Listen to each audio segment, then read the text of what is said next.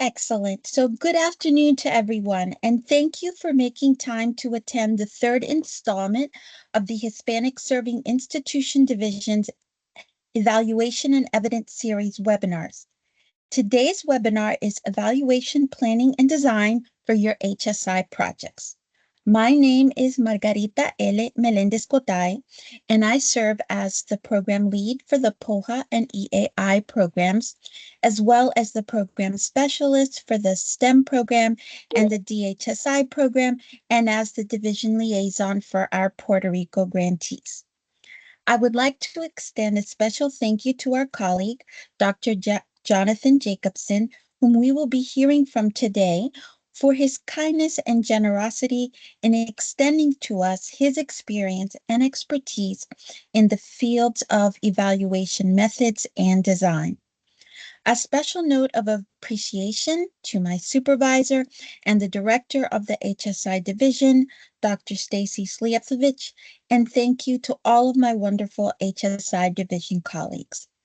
Most importantly, thank you to all of you, our project directors, evaluators, and other staff, for your tireless devotion on behalf of your students, as well as for your fellow faculty and staff and the communities that you serve.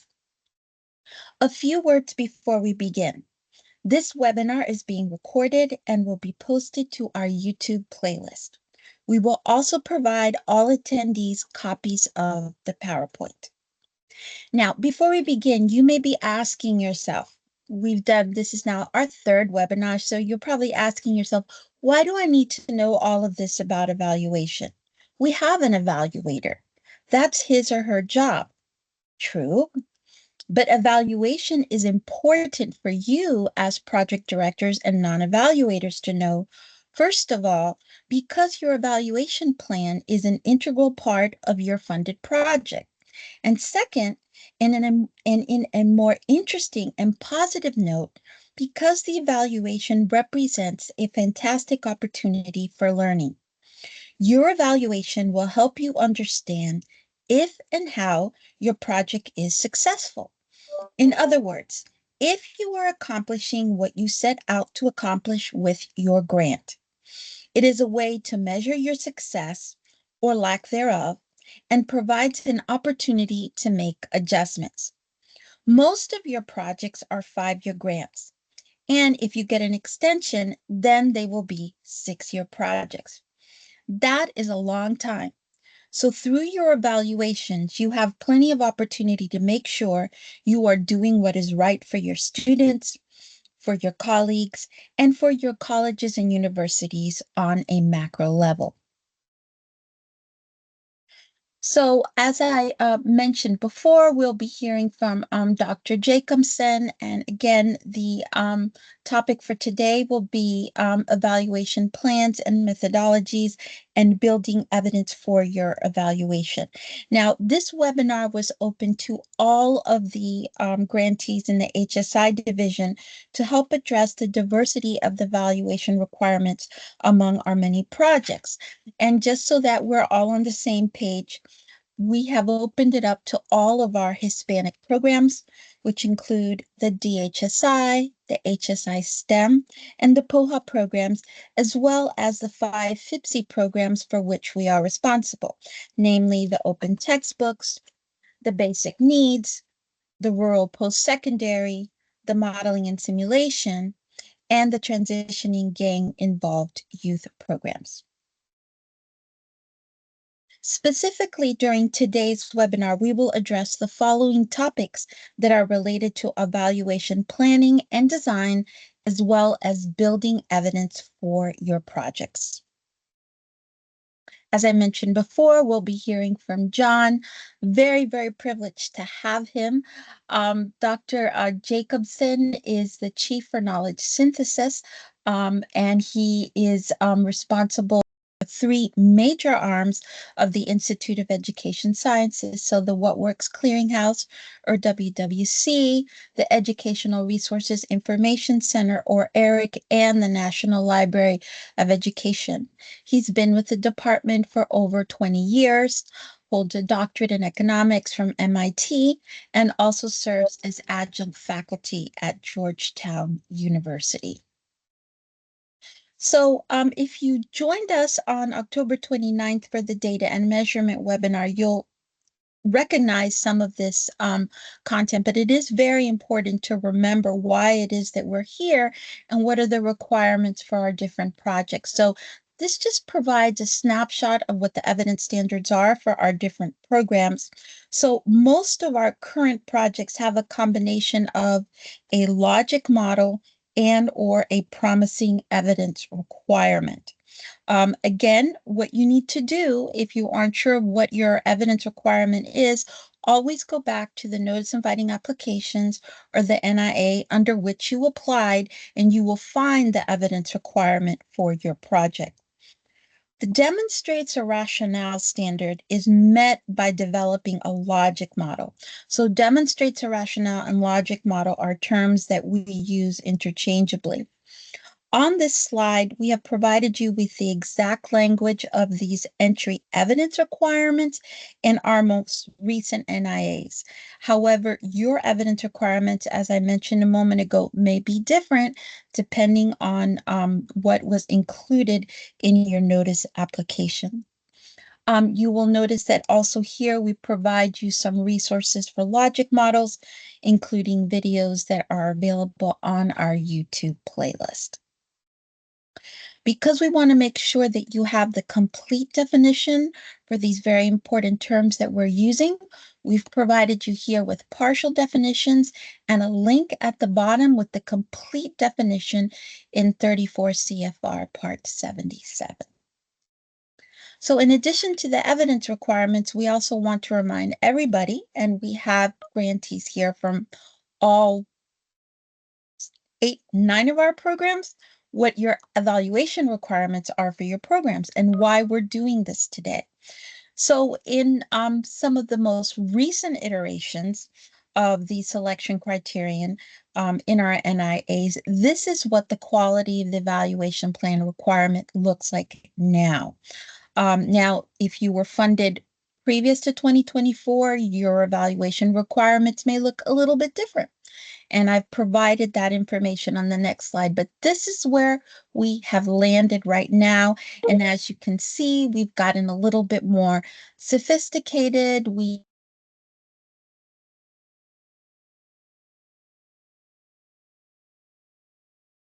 providing you with assistance on how to do this, hence this webinar and the other webinars that we have provided.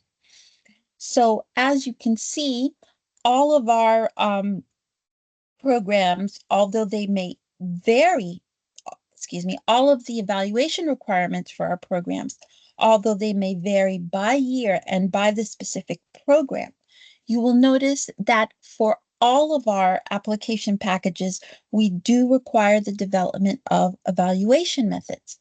And in the development of those evaluation methods, we may include measurement of outcomes, use of formative and summative results, quantitative and qualitative data, and in some cases, meeting WWC standards for evaluation methods. Now, here is some language of some of our older NIAs. So it's possible that your evaluation plan requirements may include one or more of these bullets that you see here on this slide. So again, we've tried through the content of today's webinar to cover as many of these as possible, but just know that the reason we're doing this is because we want to provide as much general technical assistance as possible to as many of our grantees as possible, understanding that the requirements are different from program to program and even from year to year. But we do think that with everything that Jonathan is going to go over today, everyone will be able to find something that's useful for them as they manage their project and as they work with their evaluator. So finally, on this slide, we've provided some additional resources for you. We've included links to the first 2 offerings of our evaluation and evidence series, in addition to some foundational webinars and documents from IES. Hope you'll be able to take a chance to look at those if you haven't done that already. And then finally, here is the contact information for me and for John, as well as links to go to our division's playlist, our webpage, and our newsletter. So I do thank you for allowing all of you, allowing me to provide some brief context for the webinar. I'm going to go ahead and turn the presentation over to John at this point. Just a couple of logistic things I want to mention. First of all, we have disabled everyone's cameras. If you have any questions or thoughts, feel free to use the Teams feature to raise your hand, and we will answer them as we move along. Alternatively, you may type your questions in the chat, and we will pause periodically to address your questions, or we may respond to them directly in the chat. So before I hand this over to John, any initial questions or comments before he begins his presentation? You can just open your mic if you have a question or comment. No? Okay, that's fine. I'm sure there will be some later. I'm going to go off camera, and John will now take it away. Thank you, Margarita. And thank you for this invitation to join you today. I appreciate the opportunity to speak with you about evidence and about planning program and project evaluations to build evidence. And I'm going to begin with sharing my slides.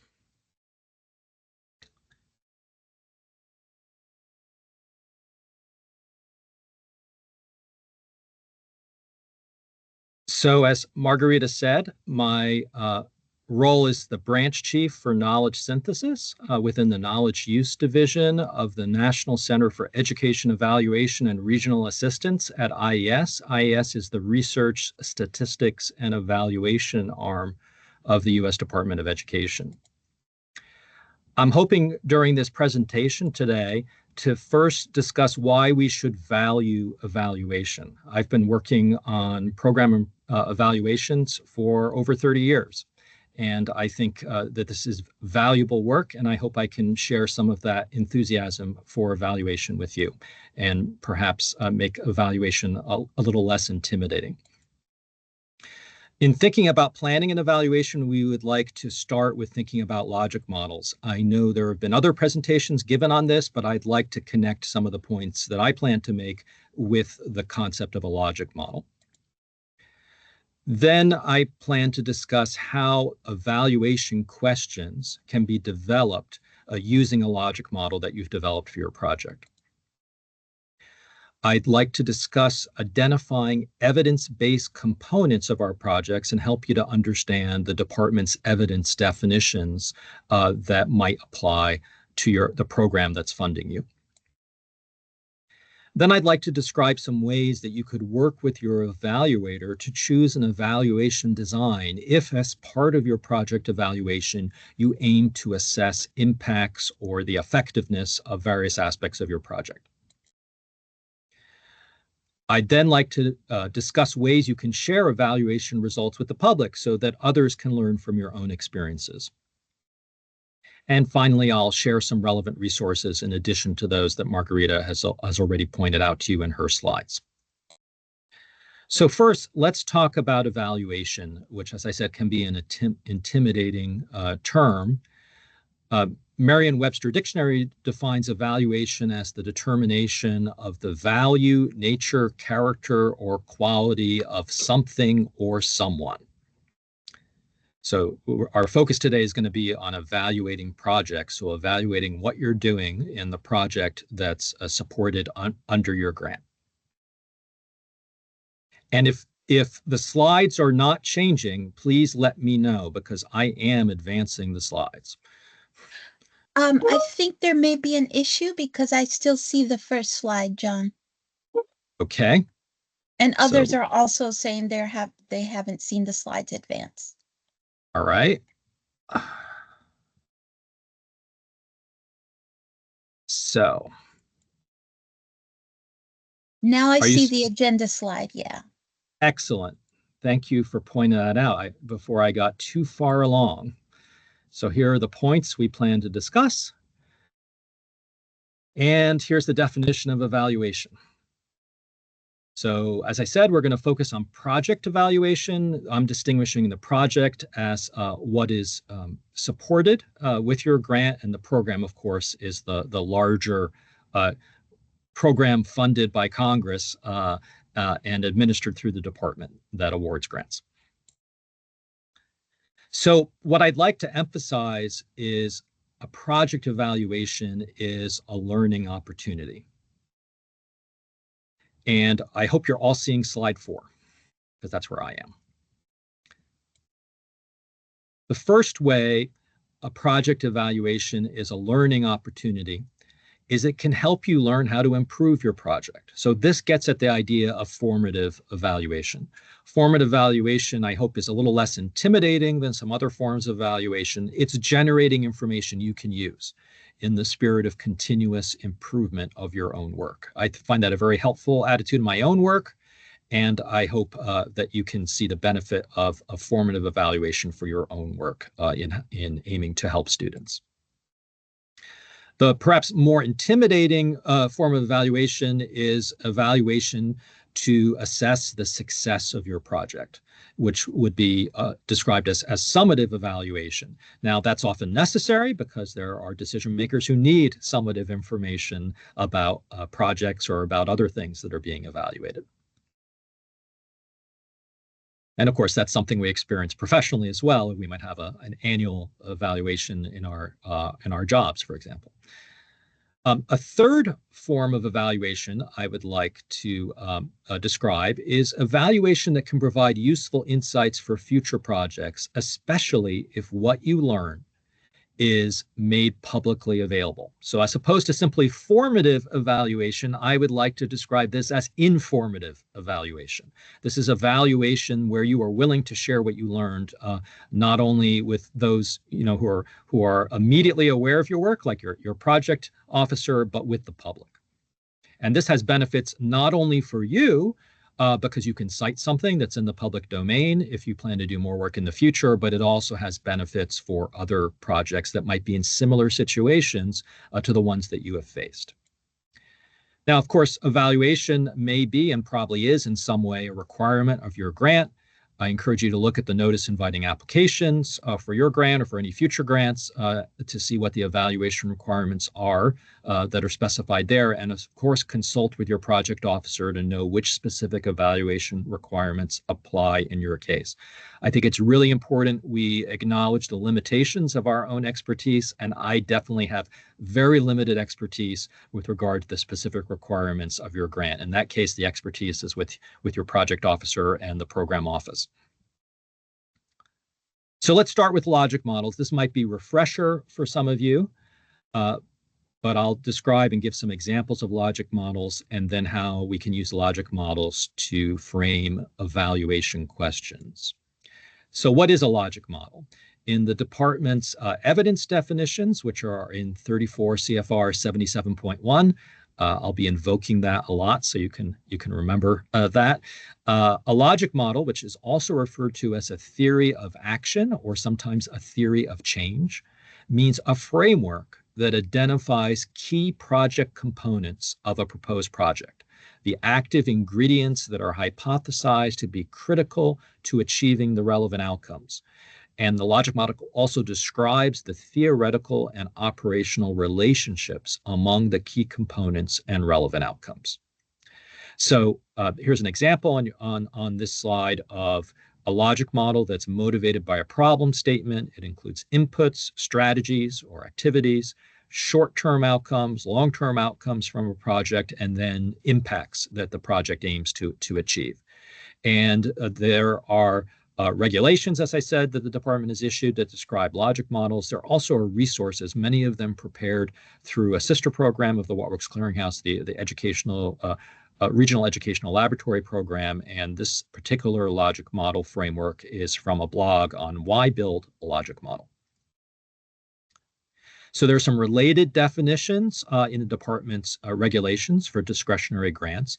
Project component means an activity, strategy, intervention, process, product, practice or policy included in a project. It's what you're doing in the project. And you're doing often lots of different things, which means you have many components to your project, whether those are explicit or implicit components.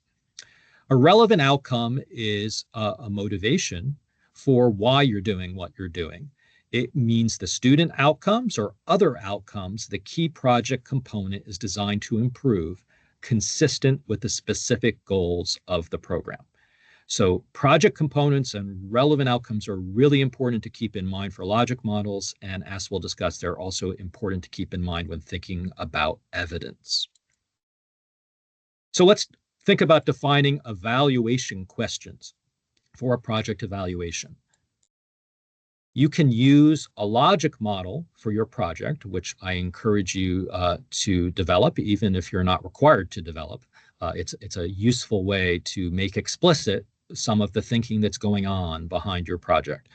You can use this model to develop evaluation questions for your project. So this is a slightly different logic model than the one I showed before. Here, this logic model distinguishes resources, which would be the materials and personnel to implement the project, including your grant, any other funding that might be available for a project, the people who are working on it, the facilities, the technology, the legal authority you might have, everything you have that's supporting the work you're doing. Then the second part of the logic model would be the activities, strategies, or interventions, the steps for project implementation. This is what we mean by project components. It's what you're doing. And then the outputs can be understood as the products of the project. It's what you produce. It's what you yield. It could be something that's measurable. It could be something that's harder to measure, but it's the results of the project. And then we would distinguish outputs, which might be the number of students you serve. That would be an output that you've enrolled students in services and delivered services to them. What actually goes on in the service could be the activity, but the output could be the completion of services for those students. The impacts on relevant outcomes are changes that are the result of your project. So this could be changes in project participants' knowledge, beliefs, or behavior. It could be changes in academic outcomes for students. It could be changes in outcomes that come after their experience in an academic institution. Those would be the impacts. And the relevant outcomes are things you care about that you hope, and in some cases expect, to be influenced by your activities on your project. So evidence, therefore, comes from studies that relate a project component or a combination of components of your project to at least one relevant outcome.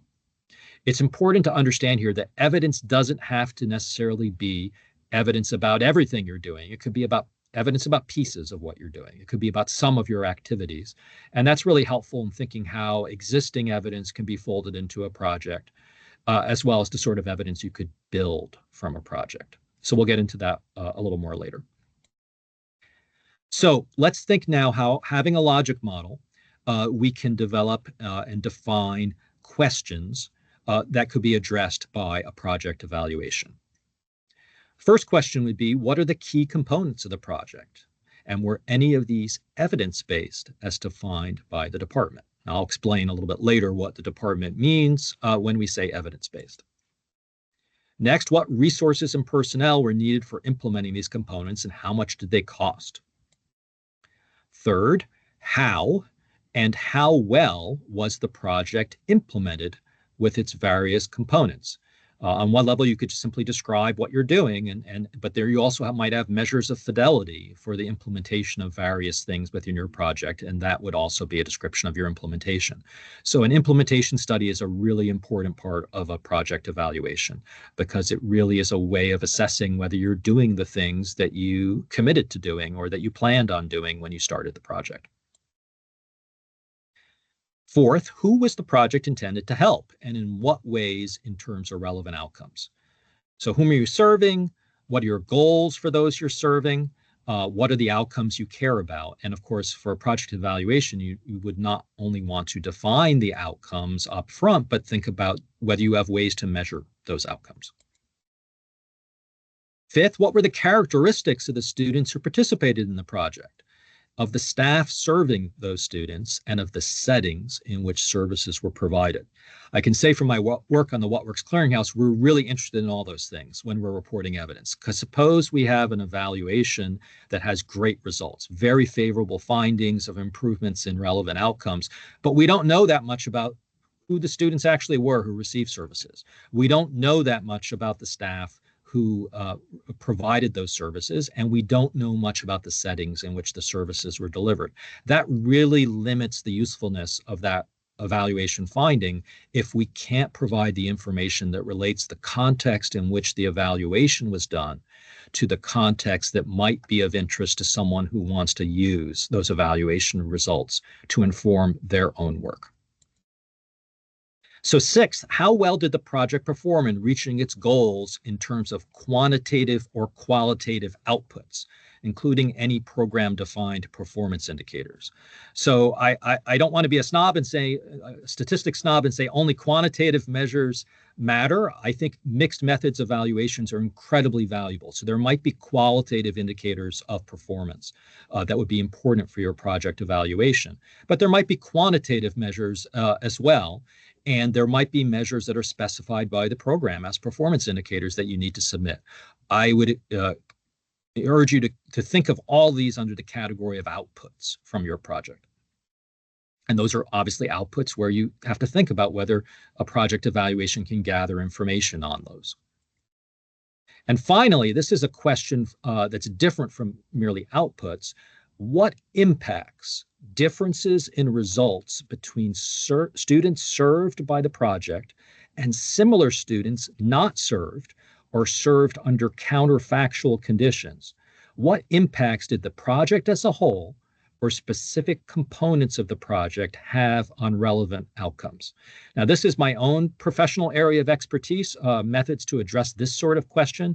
It can be the most challenging sort of question to address for project evaluators. It also is the sort of question that's the focus of the What Works Clearinghouse, because this is a question that's getting at the difference you make and at trying to measure scientifically the difference in outcomes between students who are receiving the services from your project and similar groups of students who did not get those services. So we'll definitely go into greater depth on methods of addressing this sort of question a little bit later. So first, let's talk about identifying evidence-based components. My understanding is many of your grants, you were expected to have a logic model, and of course this can be informed by research, and there are different levels of evidence the department has defined for the quality of the research that might inform the design of your project. So whenever I think of components, I reflect on my childhood and my favorite toy, which were Lego blocks. So what does it mean for a project component to be evidence-based? The Elementary and Secondary Education Act and the department's general administrative regulations define evidence-based activities, strategies, or interventions. So although ESEA applied just to those programs authorized under that act, the department's EDGAR regulations apply to all discretionary grant programs of the department, and they're aligned with the ESEA definitions. So under these definitions, evidence-based means the proposed project component is supported by one or more of the following: strong evidence, moderate evidence, promising evidence, or evidence that demonstrates a rationale.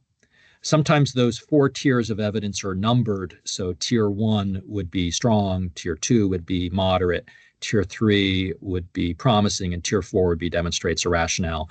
If that tier language doesn't work for you, you don't have to use it. I know sometimes it's confusing because people define different tiers in different contexts. So for the remainder of this presentation, I'm going to talk about strong, moderate, promising evidence, and a little bit of evidence demonstrates a rationale. Demonstrates a rationale means a key project component included in the project's logic model is informed by research or evaluation findings that suggest the project component is likely to improve relevant outcomes. So whether you realize it or not, if you're doing a project evaluation, you already have the potential to produce evidence that demonstrates a rationale. So this just shows at a very basic level the value of evaluation to inform the improvement of our work. So the table here shows the 4 tiers of evidence defined in EDGAR, the department's grant regulations, and I'll distinguish them on several levels. First level to distinguish them is on the level of the study design. Strong evidence is based on well-designed and well-implemented experimental studies. It's the most rigorous sort of design for making inferences about what works to improve outcomes for students. Moderate evidence is based on well-designed and well-implemented quasi-experimental research. Now, I'll explain a little bit later the differences between experimental and quasi-experimental designs, but quasi-experimental, as the name suggests, isn't quite at the level of experimental research in terms of its quality, but it still can be used for causal inferences. Promising evidence is based on well-designed and well-implemented correlational designs with statistical controls for selection bias. So I'll give examples of that later. And then evidence that demonstrates a rationale assumes that you have a well-defined logic model that's informed by related research or evaluation findings that are underway or are planned. The highest 3 tiers of evidence all require the research to report positive and statistically significant effects on a relevant outcome. So this would mean that whatever results are being reported have been analyzed statistically, and they have been found to be results that you would not expect to see if you saw those findings simply by chance. There's also the expectation under the department's most recent definitions of strong, moderate, and promising evidence that there would be no overriding statistically significant negative or unfavorable effects.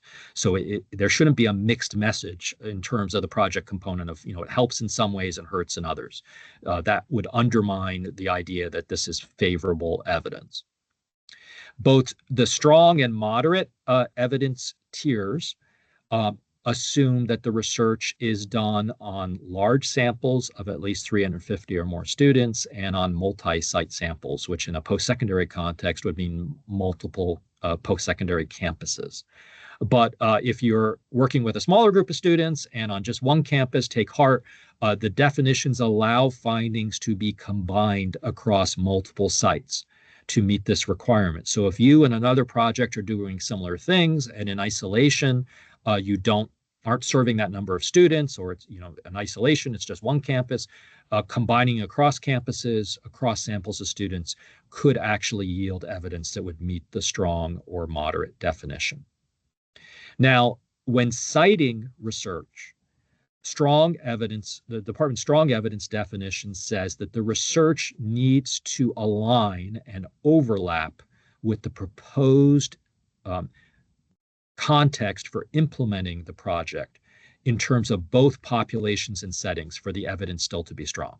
So in other words, if you're working with a population of students that's largely Hispanic, and you're working, say, at a 2-year institution, the research would need to include Hispanic students and be at a 2-year institution to have overlap of both populations and settings. If you had overlap in only one, suppose it was research at a 2-year institution, but not on Hispanic students, or research on Hispanic students, but not at a 2-year institution, then you certainly could cite that as moderate evidence, but it wouldn't be strong. For strong evidence, there needs to be overlap of both populations and settings. And just to go back to that slide where I was, for promising evidence and evidence demonstrates a rationale, the overlap of population settings is not specified and not required. So you have a wider range of evidence you can use from different contexts than your own. So the What Works Clearinghouse is a valuable source of evidence, especially at the strong and moderate levels. In fact, under the department's definitions of evidence, WWC reviews and reporting of evidence are required for the department to consider evidence either strong or moderate. The WWC, Yes. John, forgive me. I had raised my hand in Oh, regards to the previous slide. I had a couple of questions for you.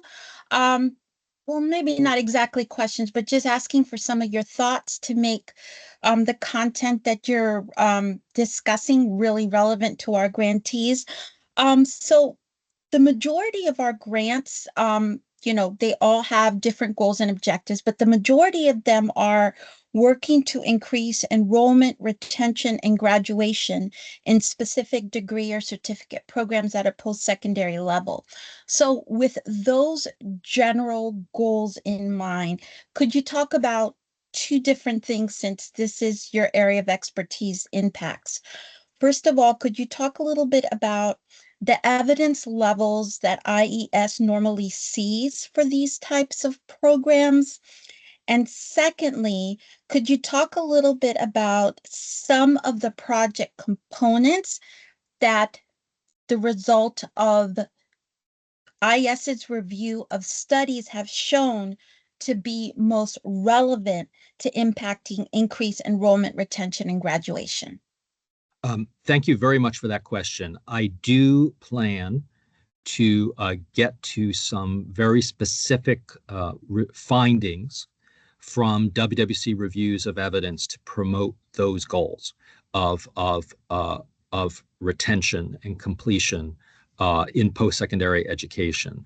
I'll get to them when I get to practice guides. And one thing I want to highlight is that if your program only expects you to use evidence that demonstrates a rationale, there's no penalty for using stronger evidence if it is relevant to the decisions you're making and relevant to the project you're planning. So if there's evidence that's assessed by the What Works Clearinghouse as strong or moderate, and you don't need that, under the requirements of your grant, please don't think, oh, well, I don't need that. It's stronger than I need. It's okay to use stronger evidence than you need. There's no harm in that. And we would encourage you, if it's relevant, to consider using it if it's relevant to your decision making. If it's not relevant, then obviously we're not going to tell you to use something that's irrelevant. And this is just to inform your decision. It's not to force your decision. But there definitely have been systematic reviews that the WWC has done that are focused on those outcomes, Margarita, that you mentioned, that are outcomes of specific interest to the grant programs that OPE funds and to the HSI programs in particular. And I also checked in our database, and indeed the samples included in much of the underlying research overlap, although I think we need to do a better job on the clearinghouse side of reporting information on those samples, and that's something we aim to do in the future. So in terms of the WWC, and you can go to the website by simply typing whatworks.ed.gov. The WWC, which has been around since 2002, reviews, rates, and summarizes original studies of the effectiveness of education programs, policies, or practices. The WWC does not review studies that are merely descriptive. So there might be really important studies that are done that describe the conditions of educational institutions and the conditions of different student populations, their needs, what their performance is, that might describe disparities in outcomes, that might identify needs for education programs to help students achieve success. The WWC doesn't review those. Those are obviously really important for informing your work. IES, especially through the National Center for Education Statistics, funds lots of data collection to inform your work. But I want to emphasize the WWC's focus is on studies that attempt to measure what difference it makes for student outcomes or other outcomes relevant to education to adopt particular programs, policies, or practices. As of this month, November 2024, the WWC has released 29 practice guides for educators. We plan to release 4 more over the next year. over 200 intervention reports, which are reports on specific, usually branded education programs, some of which are in post-secondary education, and then thousands of reviews of individual studies.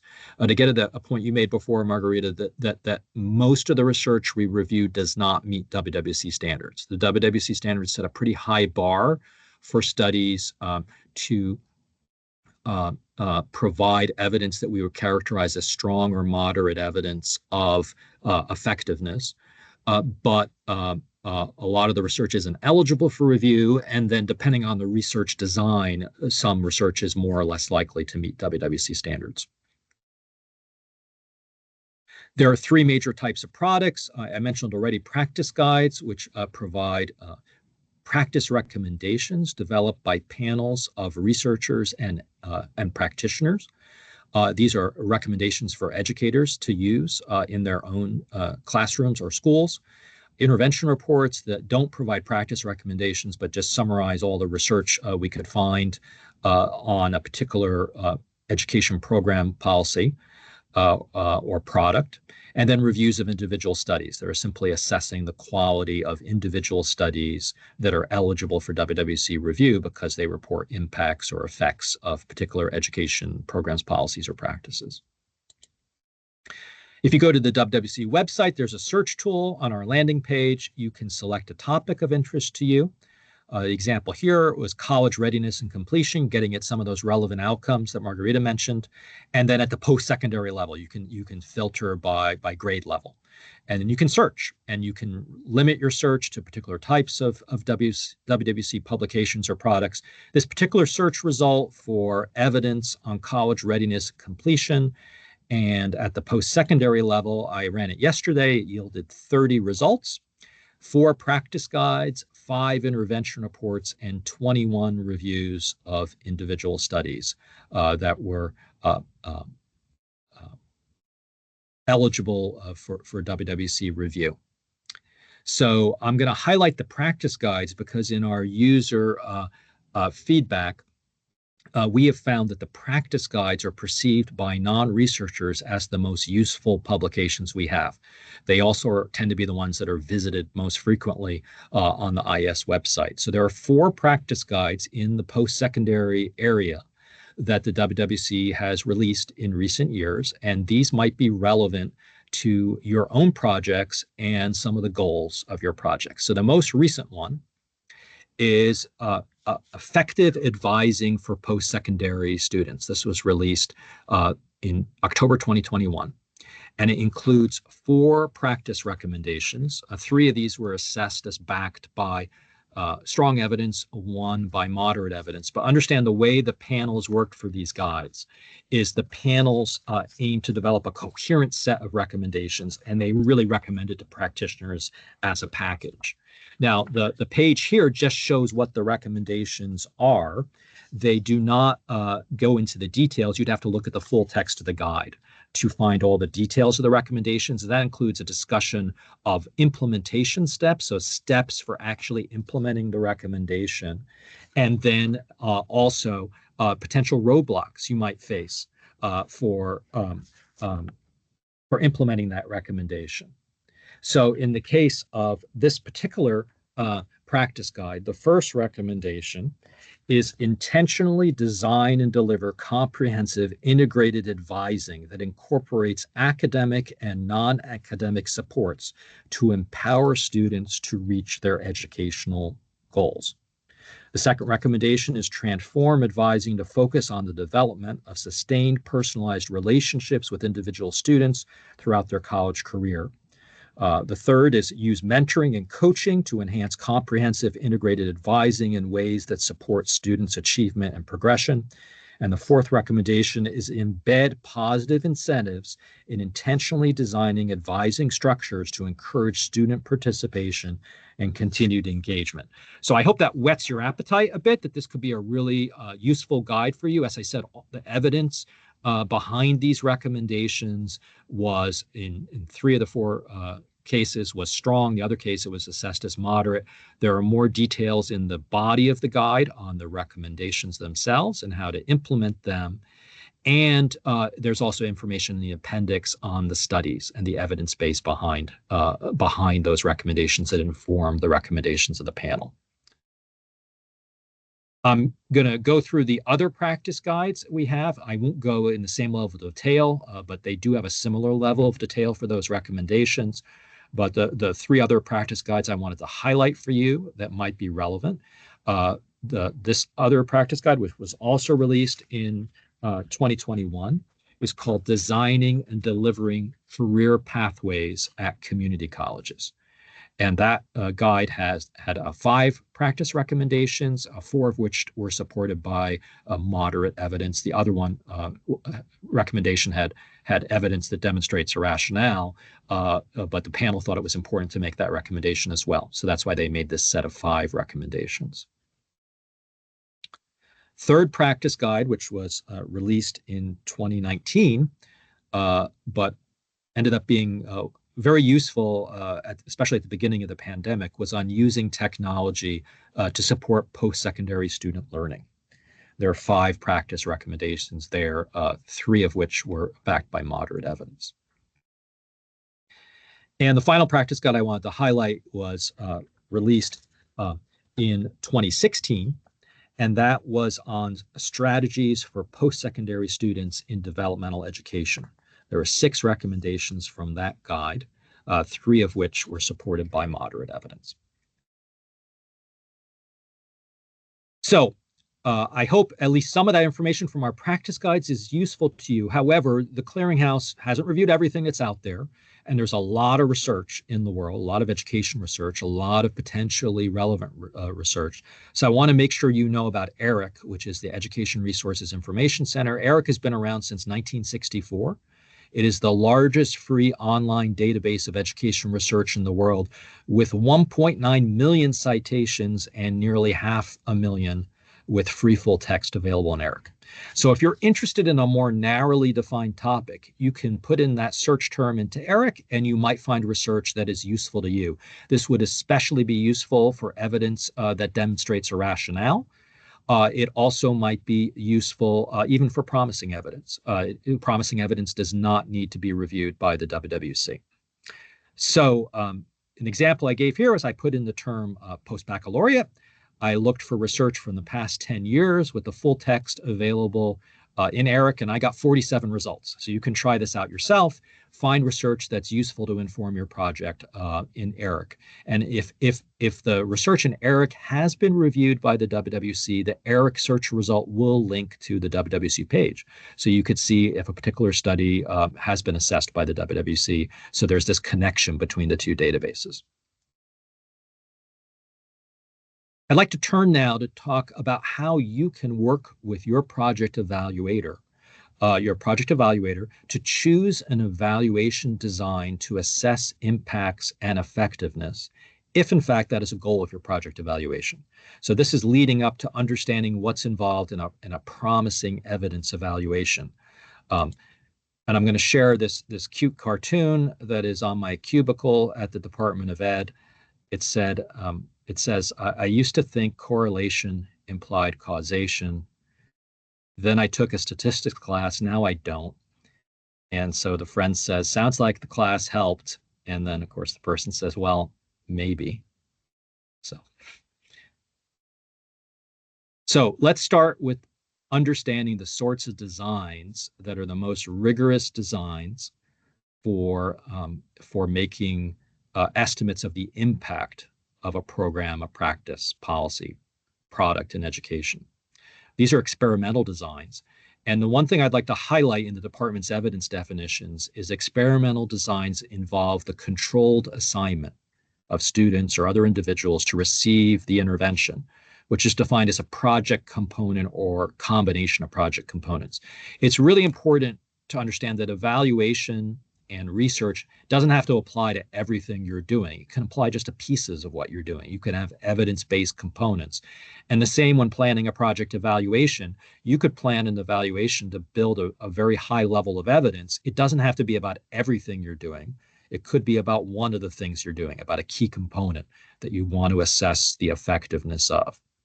So there are three sorts of designs that the WWC reviews that can qualify as experimental designs, can meet the highest tier of evidence, of strong evidence potentially, alone or in combination with other studies.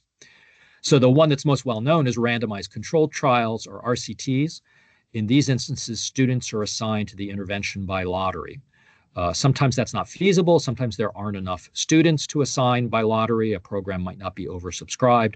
Sometimes there are ethical considerations about randomization that would mean it's not feasible. There are some randomized controlled trials that are done at levels of clusters where students are assigned by school or by classroom to receive the intervention. So that's a different way of structuring it. It doesn't have to be assignment at the level of the student, but those all count as RCTs. Regression discontinuity designs are different. They can address some of the concerns about giving services to those who most need it by assigning students to the intervention by a measure of need or merit, such as prior GPA. So you can imagine some sort of tutoring program assigning students to tutoring if their GPA is below a certain threshold, and that could be consistent with planning a regression discontinuity design. Another example would be a program for the most advanced students, to give them additional opportunities, an honors program perhaps. That could also be on a measure of merit, and perhaps the highest GPA students get into the honors program, and that could be assessed through a regression discontinuity, or RDD design. So RDD designs are actually pretty challenging to implement, and even more challenging to design and implement to meet WWC standards, but I wanted to make you aware of them. There definitely are ways these methods can be used even if it doesn't meet WWC standards. Single case designs are probably less relevant to your work, but this involves repeated measures of outcomes for students in the presence and absence of the intervention. This is often done in areas such as behavioral interventions to see whether, when certain supports are in place, student behavior improves as opposed to when those supports are not in place. I suppose you could look at things like testing accommodations, that sort of thing, and see whether there's improvement from those. SCDs are widely done in the realm of special education research that's reviewed by the WWC. So well-designed, well-implemented experimental studies that can receive the WWC's highest rating, and that is meets WWC standards without reservations. And they can contribute to strong evidence if they include favorable, that is positive findings that are statistically significant, which means unlikely to arise simply by chance.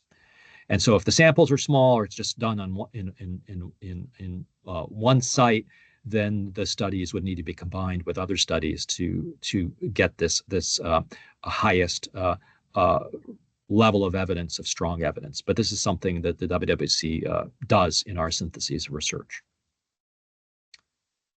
So if you want more information on exactly what the WWC standards are, you can go look at our landing page and then look at the page on this slide. It's for the WWC handbooks. We're currently on version 5 handbooks. There are previous versions as well, but the version 5 standards are the ones that we're using currently. Quasi-experimental designs involve the identification of a comparison group that's similar to the intervention group in important and measurable ways, such as having, say, similar prior GPA.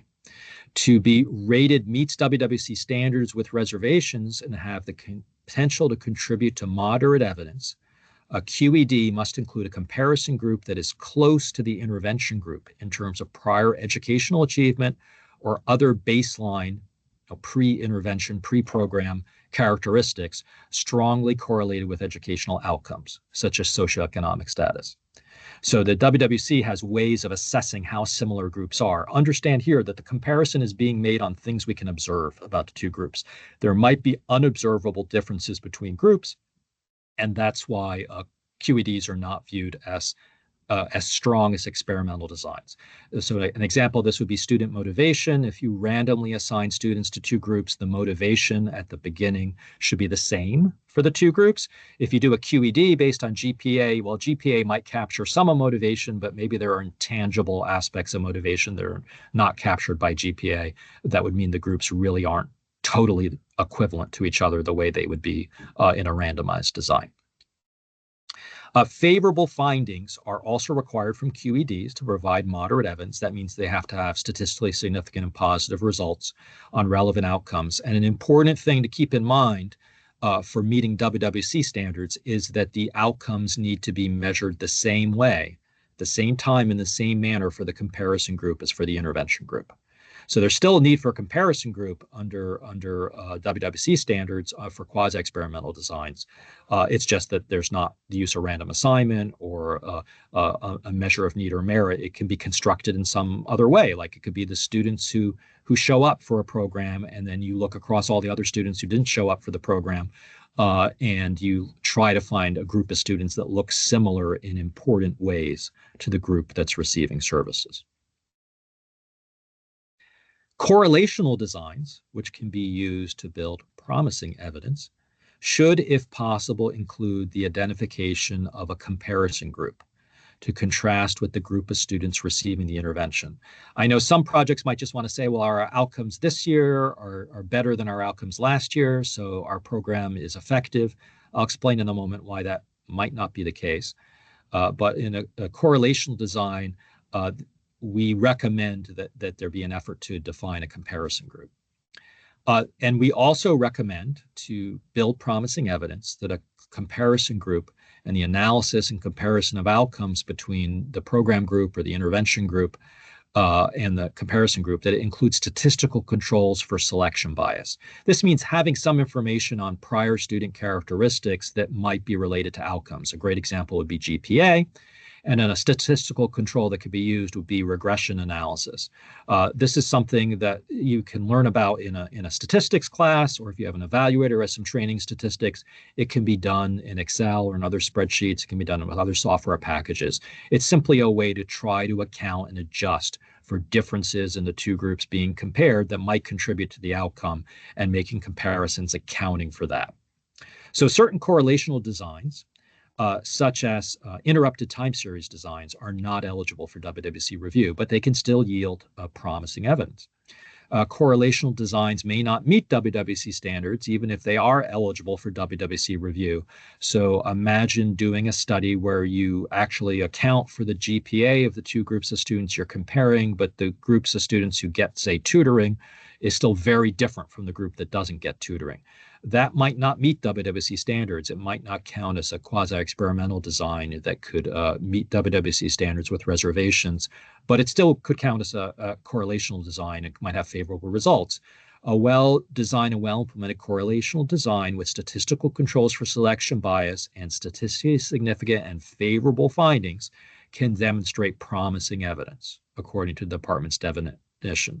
Now, the WWC does report promising evidence from some of the things that we have on our website, but note, we report this only for studies that meet our standards. There are other studies that don't meet our standards, either because they're not eligible for review or they fail to meet standards for some reason.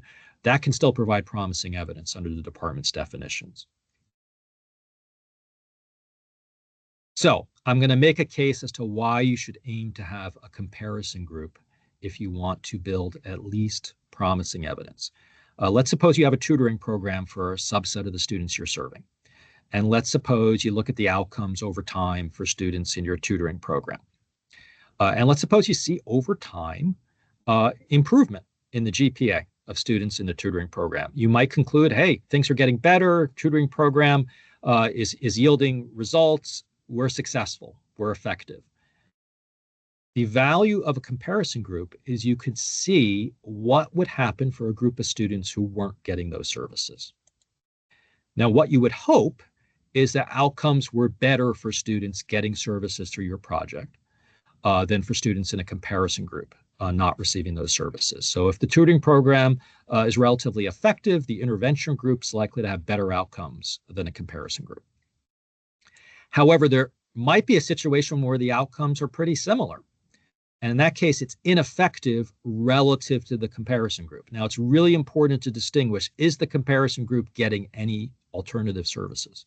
If they are, it doesn't mean you're not helping the students, it just means those other services are helping students just as much as the services you're providing.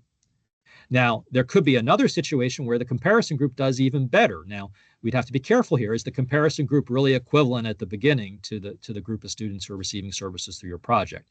If it is, if we think this is a valid comparison, then if the comparison group does better, that might be because the counterfactual condition, which is the condition for those not getting the services through your project, the counterfactual condition is rich in services, and that actually the students are getting more help outside your project. That obviously would be something, that you would hope would not be the case. You'd hope be the case that you're delivering services that are making a positive difference for students, but it would be a learning opportunity. So that's the advantage of having a comparison group or a control group, is we can learn. We can see whether the services we're delivering are making a positive difference on students. And if they are, we can take comfort from that. We can share that result with others. If they're not, by having a good study of implementation of what we're doing, by having some information on what services, if any, students are receiving outside the project, we can learn from that, and we can interpret those results and use them to inform our work in the future. So I want to talk about the benefit of sharing results with the public. And of course, this brought to mind the classic Western movie, The Good, the Bad, and the Ugly. Sometimes our results from an evaluation are good, sometimes they're bad, and sometimes they're ugly, but I hope they're mostly good. So you, as a grantee of the department, can submit the results of your project evaluation to ERIC, to the department's database of education research. In the future, ED grantees will be required to share their research findings with the public. And so this is a new public access policy that's been announced for the department. You can read more about it at the link shared there. I am not going to speak to what applies to your specific grant, since, as I said, I'm not the expert on that. I'm just aware there's a new public access policy that's been unveiled and that the department is starting to implement. It's really important when you submit a manuscript to ERIC that you include your grant number for your grant, and you can include multiple numbers if multiple grants have supported your project. Submitting is free. It takes about 5 minutes. And here's a benefit of submitting it. First of all, it's made available to the public, which means you can actually cite evidence that you build under your project. You could cite it for a future project. And often there's an expectation that if you're going to cite evidence in a future application, that this be evidence that's available in the public domain. Put it in ERIC. It's in the public domain. You can cite it to inform your future work. And if you're citing evidence that demonstrates a rationale, it doesn't have to be statistically significant. It can just inform your project and suggest that what you propose to do is likely to improve outcomes. The WWC also screens grantee submissions to determine whether they're eligible for WWC review, and they can be then prioritized for WWC review, which means if you're actually doing analyses that the WWC could assess, there's the ability for manuscripts in ERIC to be screened by the WWC, reviewed by the WWC, and enter the WWC database and inform decisions of educators who might be reading WWC publications in the future. John, if I could just take a moment to say something regarding a submission to ERIC.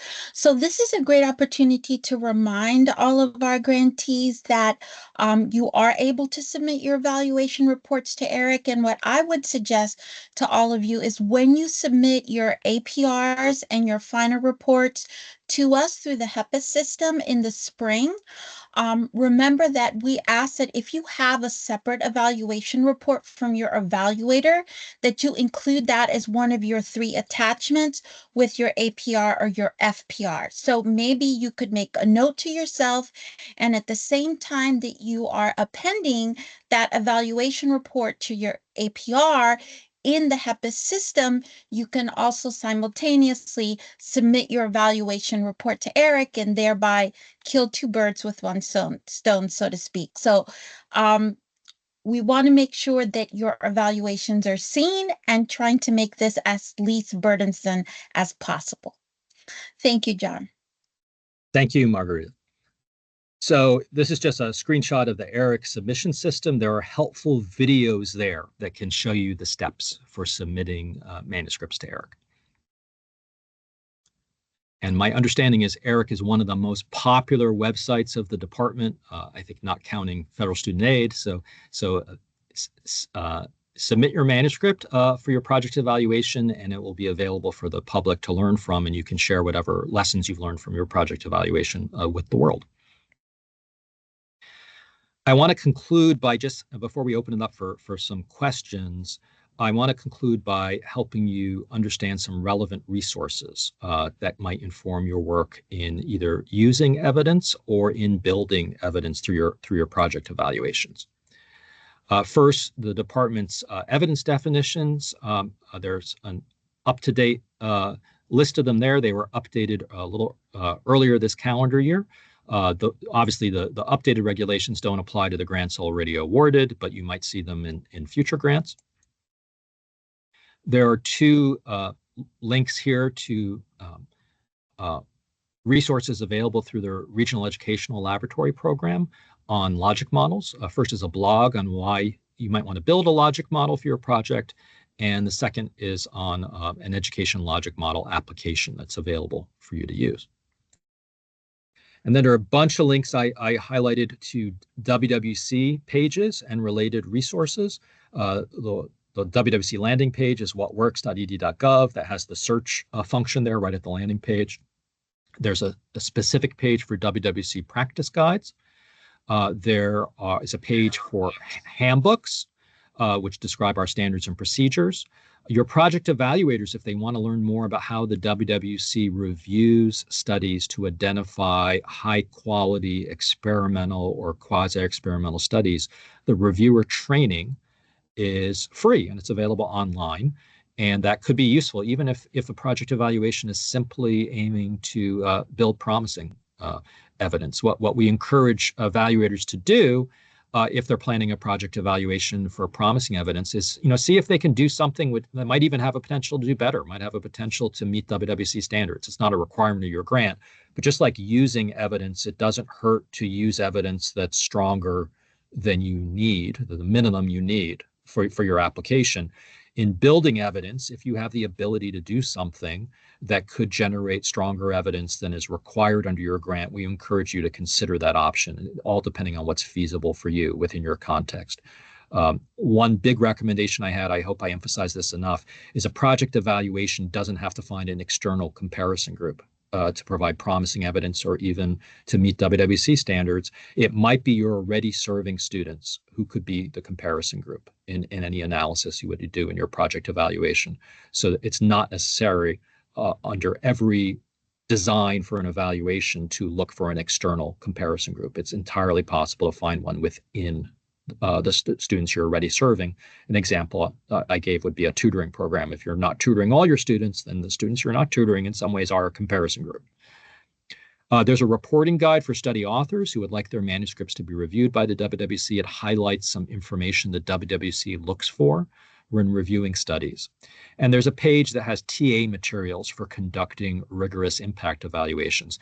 These resources were prepared for grantees that are aiming to produce project evaluations to meet WWC standards. So they're a little more demanding than the resources we would give to grantees planning evaluations to produce promising evidence, but they still might be useful to you. They encourage you to develop a logic model for your project, to think about the measures that are relevant to assess the outcomes for your project, how you're gathering that information.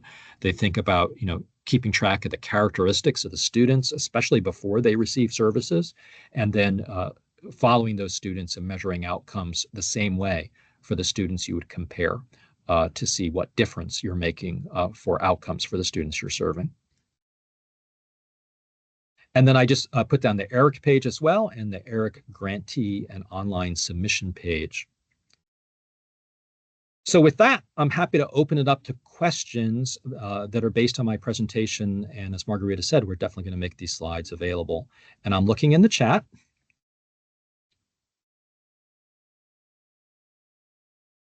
So John, yeah, sorry. Go ahead, Margarita. John, I was just going to say, so we've received a couple of related questions about the report submission to Eric. So before you respond to those questions, I just wanted to clarify to everyone, when I mentioned submitting your evaluation report to HEPAS, that is something that we request. It's not required that you submit your evaluation report to HEPAS, but we do strongly encourage you to do that.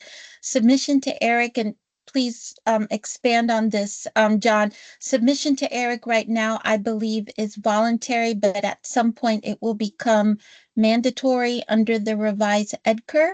Could you speak to that? And also there were questions about submitted reports and are they peer reviewed and some, related issues. Thank you. As I said, I am not the expert on the requirements in your grant. So go to OP for that. Go to your project officer. Look at the notice inviting applications and the requirements that applied when you were awarded your grant. That said, with that very important qualification, these expectations and requirements, I believe, are going to be applied more going forward. And you should look at the requirements when a future notice is released. It will specify what you're expected to do. That includes, for project evaluation requirements, that includes for any submission requirements. It should be specified in your grant. My goal here has been to inform your thinking, not to tell you what you have to do, because that's not my job. There was also a question, John, about for reports that are submitted to Eric, do these undergo a peer review process? The reports that are submitted to Eric can be classified as peer reviewed. Eric has a definition of peer review. Eric itself does not peer review the reports that are there. So there are some reports in Eric that have been peer reviewed. There are others that have not, but that's really on the authors of whether they submit that for peer review. Then when the WWC reviews a study, and we don't guarantee we will review everything in Eric, but we do screen from Eric to see what's available for review, that especially if it's funded by the department. When the WWC reviews a study, if that study is, our current practice is, if the study is assessed as meeting WWC standards, then that review of the study will itself be peer reviewed, not the study, but the review of the study will be peer reviewed to make sure if we say it's meeting WWC standards, there's been a second, set of eyes looking at that to make sure that we're confident with that assessment.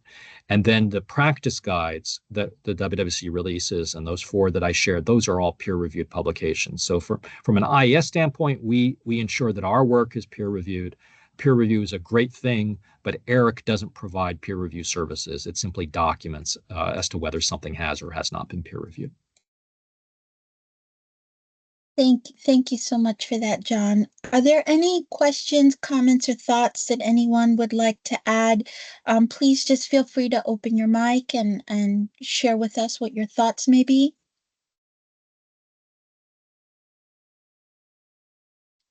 Do hope you found this webinar helpful. I do have a question if no one else has a question right now, but let me just give another moment or two. Any questions or thoughts about anything that John shared with us today?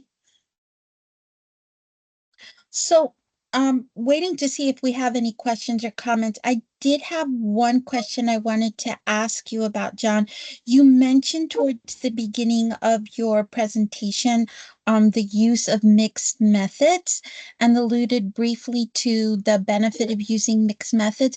I was wondering if you could speak a little bit about the use of mixed methods, particularly in these types of post-secondary projects and the types of interventions that we see that are taking place in our projects. So for many of our grants, they're not just doing one thing. They might be doing 4 or 5 different things. And as you said, tutoring is certainly one thing that we provide, as well as academic advising. Sometimes there's like mental health services, um, uh, internships, research experiences, as well as faculty and staff training, because these are institutional grants, right? So just thinking about all of the different moving parts in our projects, what could you say about mixed methods for getting a good picture of what's going on and the effectiveness of the treatments for the types of projects that we oversee?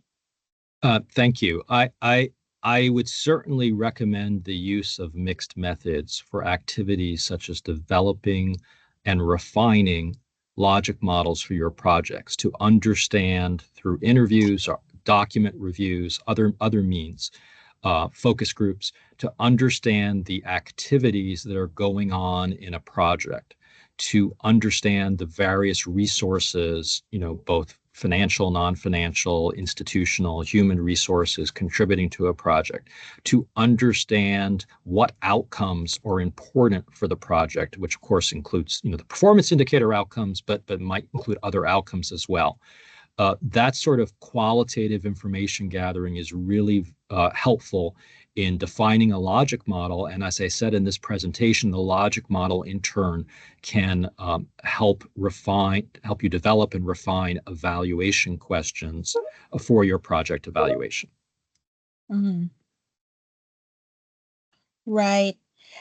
One of the things that I hope came about as a result of this learning opportunity, John, is that our grantees have a better understanding of how all of these pieces fit together: the logic model, the evaluation plan, the evaluation questions that would sort of fall into that middle space.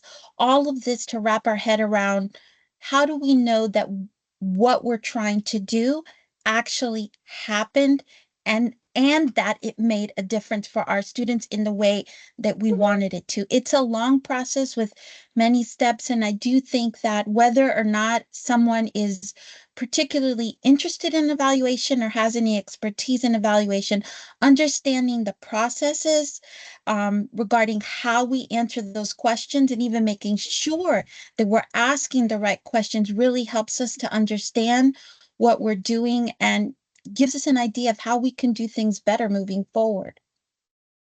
I agree. And a point I'd add, in addition to developing a logic model, I think qualitative methods could be really valuable in understanding the implementation of the project, and Mm-hmm. especially in understanding the services received by students who are participating in the project, as well as if you're doing any sort of analysis that's comparing two groups of students, to be able to understand the experiences both of the students receiving services and of students not receiving services. Because if you're Mm-hmm. comparing outcomes between these two groups, you might have a difference in outcomes, but you might not have a clue as to why there is a difference in the outcomes without looking carefully at implementation and the receipt of services.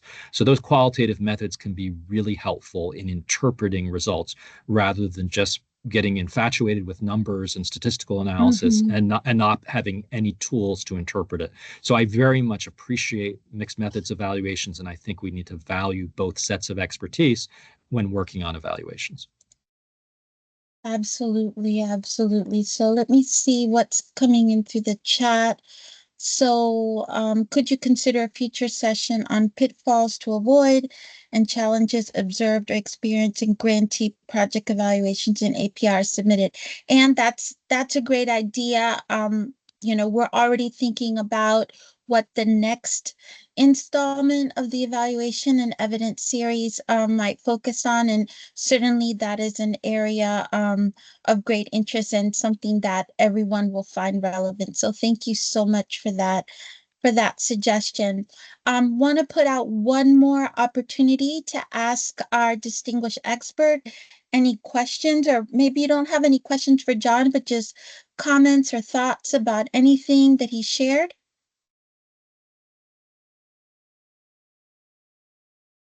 Okay, well, I don't want to stretch this out. If everyone is done, I want to thank you again, John. Okay. I know you are incredibly busy and very much in demand. So thank you for taking a huge chunk out of your afternoon to be with us and all of the time spent in planning this webinar. Just reminding everyone that you have our contact information. Please get in touch with us if anything occurs to you later on. We will be Yeah, well, posting yeah, okay. the recording on our YouTube channel, and everyone will receive the slides. Did you have any last thing you wanted to say, John? Oh, I'm sorry. I think someone is not muted. If you could just mute yourself one more moment, please. I just appreciate this opportunity, and I want to thank you and all of your grantees for the work they're doing to support students. So I think we appreciate this opportunity to have dialogue and work together and to try to inform each other's work. So thank you all for the work you do. Thank you, John, and thank you everyone for being here. Have a lovely afternoon. Bye-bye.